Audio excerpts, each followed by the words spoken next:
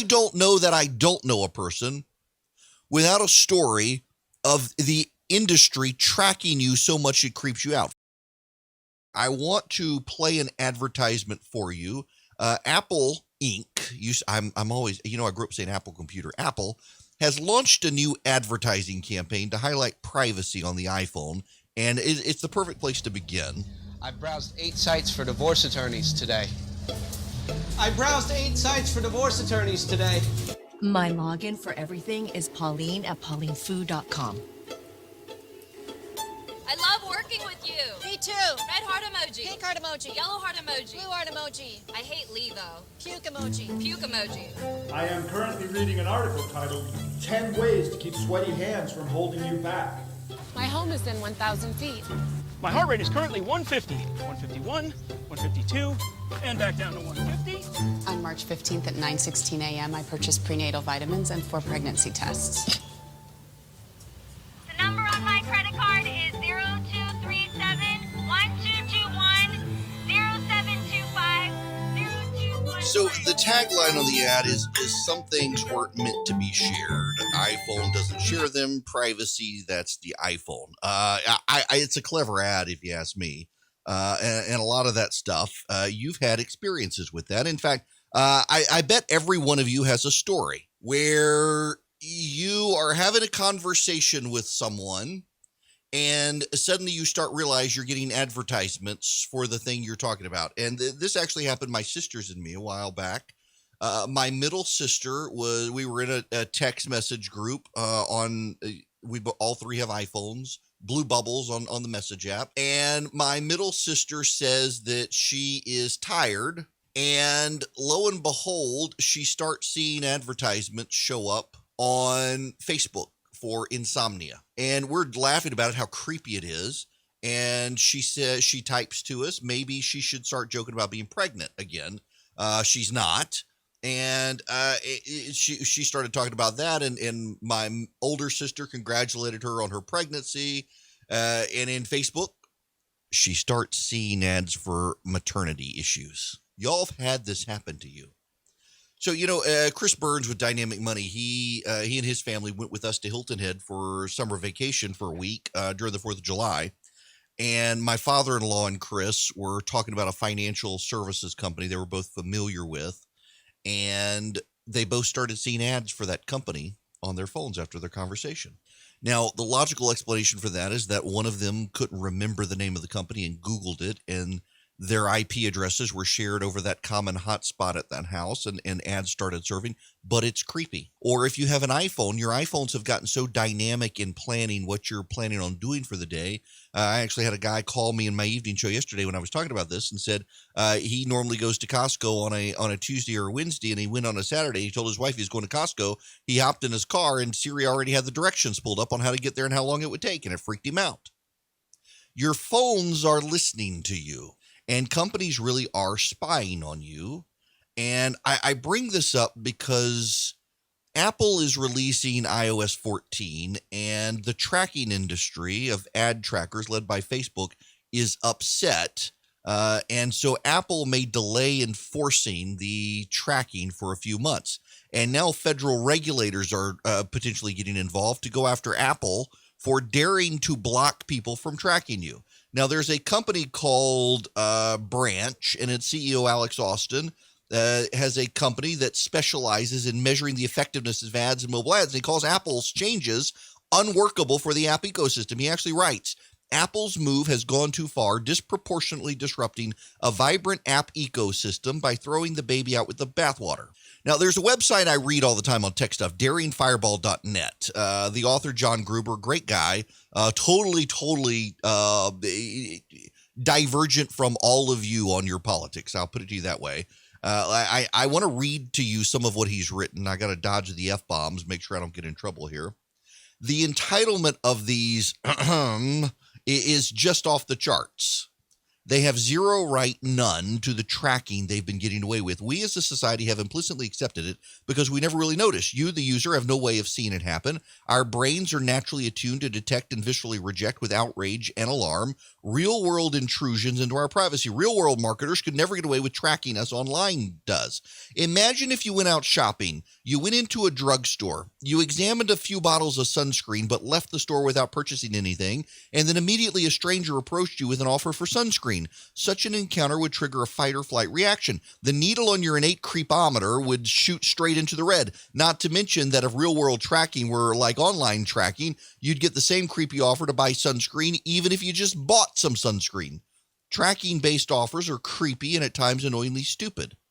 Or imagine if you found out that public billboards were taking photos of people who glance at them, logging those photos to a database and using facial recognition to match them with photos taken at point-of-sale terminals and retail stores. That way, if, say, you were photographed looking at an ad for a soft drink and later, hours, days, weeks, purchased the same soft drink, the billboard advertisement you glanced at hours, days, or weeks before could get credit for your purchase. We wouldn't tolerate it. But that's how online ad tracking works. The tracking industry is correct. Apple's iOS 14 users are going to overwhelmingly deny permission to track them. That's not because Apple's permission dialog is unnecessarily scaring them. It's because Apple's permission dialog is accurately explaining what is going on in plain language, and it is repulsive. Now, what exactly does it say? Here is what it says. This app would like permission to track you across apps and websites owned by other companies. Your data will be used to deliver personalized ads to you. Allow the tracking or ask the app not to track you. That's all Apple's phone will do if you update to it. The tracking permission dialog is something no sane person would agree to because this sort of tracking is something no sane person would want. Just because there's now a multi-billion-dollar industry, and this is the key point, pay attention to this point, please. Just because there is a multi-billion-dollar industry based on the abject betrayal of our privacy doesn't mean the sociopaths who built it have any right whatsoever to continue getting away with it. They talk in circles, but their arguments boil down to entitlement. They think our privacy is theirs for the taking because they've been getting away with taking it without our knowledge, and it's valuable to them. No action Apple can take against the tracking industry is too strong. Now, on the opposite side of the spectrum, in fairness to the people who do track you, what they say is you are being delivered amazing things. Facebook, Google, Twitter, the app environment, all of the innovation that you have out there, so much of it free, and in exchange you get served up ads. And so they get your data, they use your data, and they can target you more specifically with ads they think really do use a good service.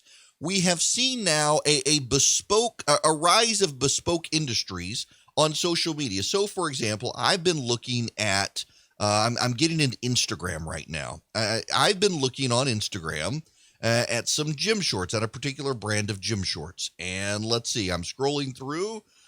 Let's see, there's a coffee store ad. That's perfect for me. I follow a lot of food and coffee stuff on there.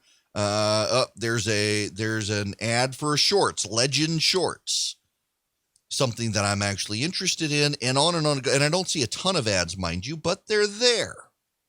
They are there.